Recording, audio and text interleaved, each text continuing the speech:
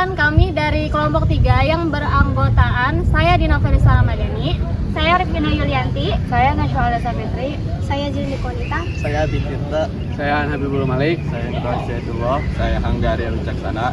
Di sini kami akan memperkenalkan kearifan lokal daerah Karawang.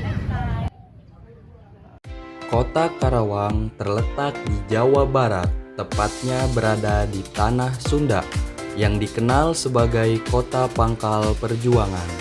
Karena pada masa penjajahan dulu, Karawang dikenal sebagai kota awal terbentuknya proklamasi, di mana Presiden pertama Insinyur Soekarno diculik untuk diamankan di Karawang, tepatnya di Rengas Dengklok yang dikenal sebagai Insiden Rengas Dengklok. Kota Karawang memiliki nama lain yang membuat kota ini dikenal sebagai kota yang memiliki banyak julukan atau panggilannya. Yang pertama memiliki julukan Kota Lumbung Padi. Kota Karawang dikenal sebagai kota yang masih memiliki lahan pertanian terbesar di Indonesia dengan hasil panen padi yang besar. Karawang juga memiliki julukan sebagai kota industri. Karawang telah menjadi wilayah perindustrian terbesar di Indonesia. Kota Karawang mampu memberikan penghasilan yang besar bagi penduduknya, bahkan mampu mengalahkan Jakarta.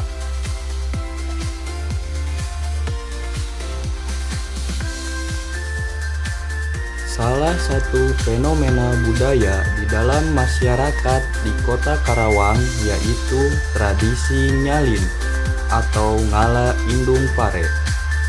Tradisi nyalin sendiri biasanya dilaksanakan oleh masyarakat setempat saat masa panen di sawah. Tradisi ini dilakukan untuk mempersiapkan proses penanaman padi berikutnya. Tradisi nyalin berasal dari kata salin yang artinya mengganti. Dalam pelaksanaannya, masyarakat akan memotong beberapa bagian padi yang terlihat baik dan menyimpannya di dalam leit atau lumbung untuk digunakan di masa tanam yang akan datang.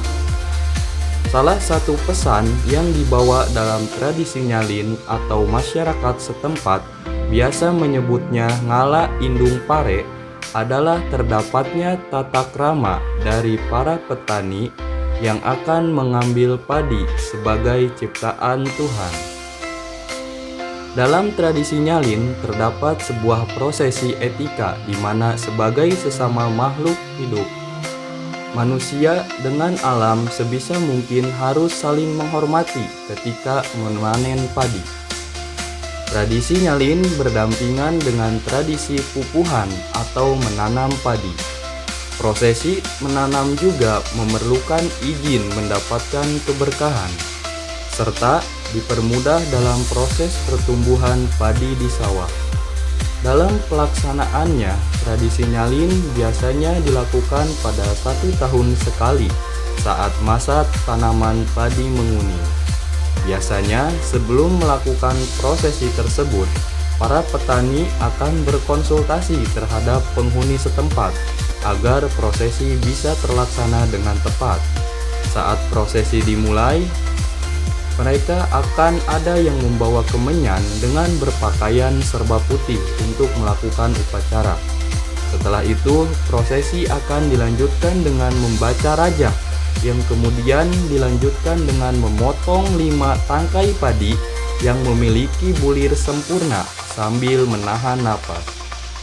Mereka juga akan menyiapkan beberapa kebutuhan upacara seperti dawegan, kemenyan, pedupaan, dan lisong atau cerutu, rujakan, makanan ringan, serta sanggar atau tempat menyimpan sesajen yang terbuat dari bambu. Proses tersebut biasanya dilakukan antara pukul 4 sampai 5 sore dengan bertempat di area sawah yang akan dipanen. Nilai-nilai yang terkandung dalam tradisi nyalin merupakan kearifan lokal dan nilai yang dapat diwariskan kepada generasi mendatang. Nilai-nilai budaya dalam tradisi nyalin terdapat nilai moral, tata krama, sopan santun, dan pola pikir positif. Di dalam tradisi nyalin, ada yang berkaitan dengan pandangan hidup manusia dengan dirinya, pandangan hidup manusia dengan masyarakat, pandangan hidup manusia dengan alam, pandangan hidup manusia dengan Tuhannya, dan tujuan manusia dalam mencapai kemajuan lahir dan batin. Kearifan lokal selanjutnya adalah rumah pengasingan Soekarno yang terletak di Rengas Dengklok, Karawang. Di sebuah sudut Karawang, Jawa Barat, berdiri sebuah rumah kayu tua yang menyimpan cerita besar perjuangan bangsa Indonesia. Rumah ini dikenal sebagai rumah pengasingan Soekarno dan Muhammad Hatta di Rengas Dengklok. Rumah ini milik Jiao Kiesyong, seorang tuan tanah keturunan Tionghoa yang menjadi saksi bisu peristiwa penting pada 16 Agustus 1945. Disinilah Soekarno dan Hatta diamankan oleh para pemuda revolusioner agar terhindar dari pengaruh Jepang yang kala itu masih menguasai Indonesia. Pagi hari, tanggal 16 Agustus 1945, Bung Karno dan Bung Hatta dibawa oleh para pemuda revolusioner ke sebuah rumah di Rengas Dengklok, Karawang, Jawa Barat. Rumah ini milik Jiao Kiesyong, seorang warga keturunan Tionghoa yang menjadi saksi bisu perjuangan kemerdekaan Indonesia. Rengas Dengklok juga dipilih karena lokasinya cukup jauh dari jalur utama Jakarta dan Cirebon dan mudah diawasi untuk menghindari campur tangan tentara Jepang. Di rumah sederhana ini, Soekarno dan Hatta diamankan agar tidak terpengaruh oleh Jepang dan desak untuk segera memproklamasikan kemerdekaan. Para pemuda seperti Sukarni, Wikana, dan Khairul Saleh berdiskusi dengan Bung Karno dan Bung Hatta di ruang tamu rumah ini, berjuang menyatukan tekad agar proklamasi kemerdekaan bisa segera dikumandangkan. Bangunan rumah ini masih mempertahankan keasliannya dengan dinding kayu bercat putih hijau, langit-langit anyaman bambu, dan lantai bata merah. Dua kamar di dalam rumah ini menjadi tempat istirahat Soekarno dan Hatta selama pengasingan singkat mereka. Pada malam harinya, bendera merah putih dikibarkan di tangsi peta di depan Kawedanan Rengas Dengklok sebagai simbol semangat kemerdekaan yang akan segera terwujud. Hingga kini, rumah ini tetap terawat dan menjadi situs cagar budaya yang mengingatkan akan kearifan lokal masyarakat Rengas Dengklok dalam menjaga dan melestarikan sejarah bangsa. Rumah pengasingan Soekarno-Hatta di Rengas Dengklok bukanlah sekedar bangunan tua, melainkan lambang perjuangan dan semangat kemerdekaan yang diwariskan kepada generasi penerus bangsa.